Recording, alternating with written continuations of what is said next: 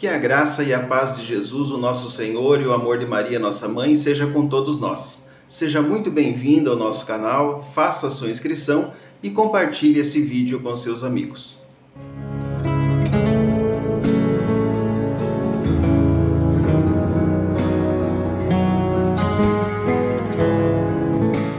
Meu querido irmão, eu não sei se você já ouviu falar sobre o cinto de Nossa Senhora, ou também conhecido como cinto de São Tomé. Trata-se de uma relíquia que, segundo a tradição, a Virgem Maria entregou a São Tomé durante a sua assunção ao céu para confirmar a sua fé. São Tomé, por seu ceticismo inicial a respeito da assunção de Nossa Senhora, foi até a tumba de Maria e a encontrou cheia de rosas e lírios. Então, ao levantar os seus olhos, viu Nossa Senhora na glória do paraíso e ela, sorrindo, lhe lançou seu cinto como sinal de bênção e proteção. Em 1173, uma pessoa possessa por demônios foi liberta ao tocar essa relíquia, que está guardada na capela del Sacro Símbolo de Prato. A proclamação do dogma da Assunção de Maria ao céu em corpo e alma, só foi proclamado em 1º de novembro de 1950 pelo Papa Pio XII. Mas a fé da Igreja na Assunção de Nossa Senhora remonta ainda ao período apostólico através da Sagrada Tradição. E os nossos amigos protestantes estão circulando um vídeo que acabou com a Igreja Católica. Depois desse escândalo, é bem provável que o Papa Leão XIV encerre imediatamente as suas atividades. Olha só. Esse momento é de suma importância. Por isso vamos acompanhá-los com a nossa amizade e a nossa oração fraterna. Unidos a eles, ouviremos atentamente a palavra que hoje Deus nos dirige. Não, meus irmãos. Essa não é uma igreja católica romana. Era só mais uma pegadinha protestante, aí para fazer acusações contra a Igreja Católica, para enganar aqueles que ainda são tolos o suficiente para lhes dar atenção.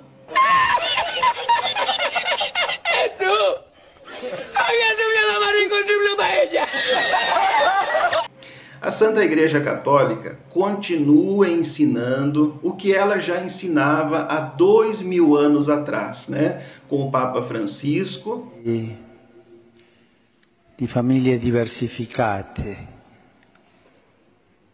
diversi tipi di famiglie, ma la famiglia, immagine di Dio, uomo e donna, è una sola, è una sola. Renovemos nuestra fe en la palabra del Señor que invita a nuestras familias a esta apertura, que invita a todos a participar de la profecía de la alianza entre un hombre y una mujer que genera vida y revela a Dios. E também com o Papa Leão XIV. O Papa Leão XIV defendeu hoje o casamento entre homem e mulher como fundação da família. Durante um encontro com diplomatas no Vaticano, o pontífice disse que o casamento entre homem e mulher é a base da família em uma sociedade harmoniosa e pacífica. Antes de assumir o pontificado, Leão XIV já havia feito críticas às uniões entre pessoas do mesmo sexo. O mundo protestante continua tragicômico. Olha só como o autodenominado profeta consegue revelar detalhes da vida das pessoas, mas foi facilmente enganado em um negócio. Ou seja, um suposto Jesus fez uma fofoquinha para ele sobre a vida de uma pessoa, mas não lhe avisou que ele estava caindo em um baita golpe. Eu não sou obrigado. Aí você é obrigado a fazer o quê? Quer que eu mostre os autos? Vocês compraram esse carro aqui, né? Sim. É um Honda Civic 2017. O carro tá bonito, pelo que a gente tá vendo aí, né? Motor, câmbio. Motor tá bom, o câmbio tá bom. O problema todo é que o carro não tem documento. E eu vivo falando pra vocês que estão... Of the king, the power, the man, the best, he king, the fairy. Fire, kiss my... Nos assistindo, vai comprar um carro, só sai com o carro da agência se tiver documento. Mas eles acreditaram, inclusive financiaram o carro. Ou não? Quanto você está pagando de prestação por mês? R$ 3.222,57. É bastante, hein? 60 vezes. Isso desde outubro? Desde outubro, dia 16 de outubro. Fez até um seguro em cima do carro? Sim. Sem que vocês tivessem pedido?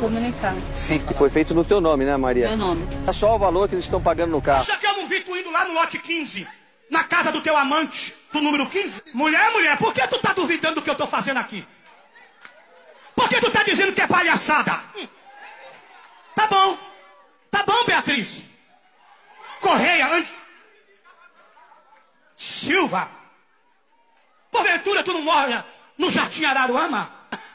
E tu acha que eu não vi tu indo lá no lote 15, na casa do teu amante, do número 15? Meu profeta não conhece os bairros, mas eu conheço. Eu tiro o cansaço das tuas costas. Reminaia.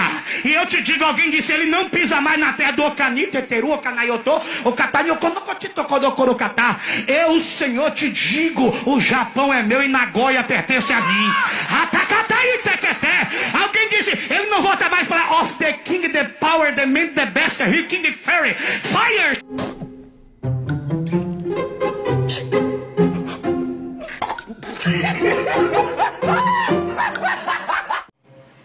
É impressionante como as pessoas caem com tanta facilidade na conversa fiada, né, dessas histórias para boi dormir.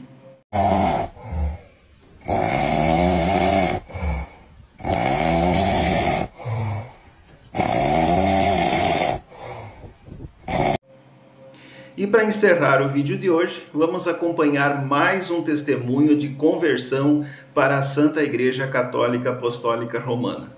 Porque eu me converti ao catolicismo após cerca de 12 anos sendo protestante. Basicamente, o motivo principal para sintetizar esse vídeo é eu comecei a estudar toda a história da Igreja Católica, entender que foi a igreja fundada por Cristo. E uma passagem que foi bem convincente para mim foi a passagem que Jesus entrega as chaves da Igreja Católica a São Pedro. São Pedro, que foi o primeiro Papa da igreja. Então esse foi um dos primeiros argumentos que eu vi e que para mim já foi bem convincente, saber que São Pedro, que foi apóstolo de Jesus, conviveu com ele, foi o primeiro Papa da Igreja Católica. Isso por si só já é um argumento bem convincente, sei que muita gente rebate esse argumento ainda, mas para mim não tem muito o que dizer. Isso é bem forte já por si só. Outro argumento que foi bem convincente para mim foi a presença real de Cristo na Eucaristia. Basicamente, nós católicos acreditamos que Cristo se faz presente em corpo, alma, sangue e divindade na Eucaristia. E, realmente, quando a gente comunga, a gente está comungando o corpo de Cristo. Coisa que as igrejas protestantes, em sua maioria, não acreditam. Isso é totalmente pautado na Bíblia. Os protestantes gostam muito de apelar para a questão do sola escritura, mas isso é reforçado quando Jesus diz: tomai todos e comeis, então meu corpo será entregue por vós. Então, a própria Bíblia prova a presença real de Cristo na Eucaristia. E uma coisa que reforçou muito isso na minha jornada do catolicismo é a questão dos milagres eucarísticos. Episódios que a hóstia vira carne, começa a sair sangue realmente do cálice, coisas nesse sentido. Um muito famoso é o milagre de Lanciano, você consegue pesquisar e ver sobre isso.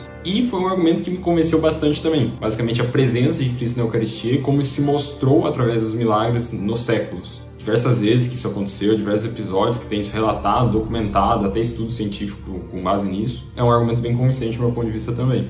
Um outro fator que fez que eu me convertesse, que me ajudou muito no processo de conversão também, por incrível que pareça, é a história dos santos. Eu sei que muitos protestantes têm a questão de objeção em relação aos santos, creem que os católicos adoram os santos, embora isso venha caindo cada vez mais por terra. E hoje em dia os católicos eles sabem defender muito melhor a fé deles, eles sabem explicar a diferença entre veneração e adoração, entre o culto de latria, dulia e hiperdulia. Basicamente posso fazer um outro vídeo falando sobre isso também, sobre a questão de por que os católicos não adoram os santos, e o culto é totalmente de dulia e hiperdulia para a Santa Virgem Maria. Mas continuando aqui, basicamente a história dos santos foi um argumento bem convincente para mim por ver o agir de Cristo na história através desses homens, dessas mulheres que realmente se elevaram ao nível de santidade, de se aproximarem de Cristo em vida, e os relatos da vida deles. Tanto a questão de episódios sobrenaturais, como a gente pode puxar do São Padre Pio, que teve as chagas de Jesus no corpo dele, ou tantos outros santos que participaram e intercederam por milagres que aconteceram no mundo real, corpos de santos incorruptos durante o passar dos anos, e tantas outras coisas que aconteceram durante a história da Igreja Católica, dentro da Igreja Católica, esses últimos